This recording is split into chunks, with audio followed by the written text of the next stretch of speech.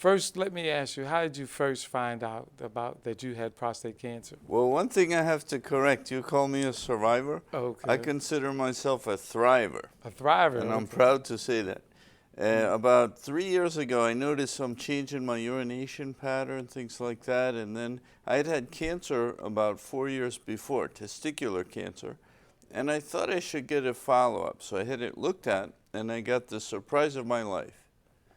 My PSA, which should be, gentlemen pay attention, PSA should be in the range of 1, maybe up to 3. After 3, you need to be very careful.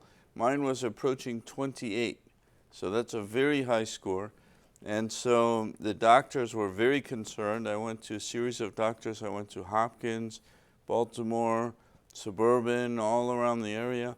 And 7 doctors told me it was over. They said, pack your bags. So I was 56. I said, well, this is great. It's over. It's not in my 25-year plan. They said, nothing we can do. Well, that's when I got very lucky because, understand, the cancer had spread. Just anatomy, your prostate is in some very expensive real estate. It touches your bladder. It touches your colon. You have the seminal vesicles. You have the urethra. It goes right through the middle of it. That services your urine. And then you have lymph nodes, and it's close to bone. So once the cancer moves, it can affect a lot of different tissues. And so I was lucky. Mine had moved to the seminal vesicles. It had moved to the lymph nodes, but it had not yet established itself in the bone. So that was a blessing. I was 56 at the time.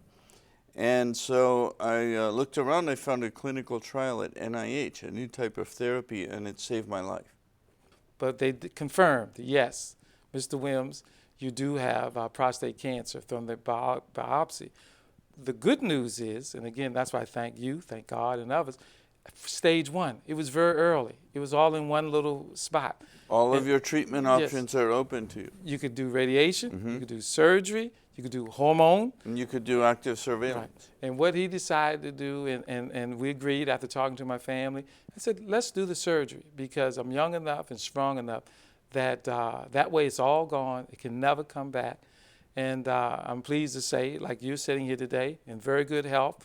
The cancer's gone. And you hopefully never have to worry about it again. Never worry about that again because the prostate has been removed. Tell us about the side effects. There could be different side effects. For me, the only side effect that I had was that the bladder, because the prostate is so close to it that it would leak occasionally, just a small leak.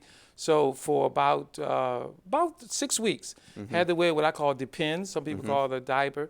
So that healed. It healed itself. No shame in that. No shame at all. I'm alive. I can do this show. I can travel, see my grandkids. But the key is early detection. And then, as I was mentioning before, in traditional medicine, there are 4 treatment cycles. The watchful waiting, active surveillance. You have the prostatectomy, which I believe you've had, which is the removal of the prostate, and all kinds of side effects. You have radiation. Tons of side effects, and that's a 2-month process. And then you have the hormone treatment, which is what I'm under now, where they give you an injection every quarter that deprives your body of testosterone, because testosterone is the fuel for the prostate. So prostate cells can't grow in the absence of testosterone. Now the other one, there's a lot of experimentation with genetic therapies. And also the one that I had at NIH, which honestly, it saved my life, and I'm so grateful, is immunotherapy, where they train your body's T cells to attack the cancer.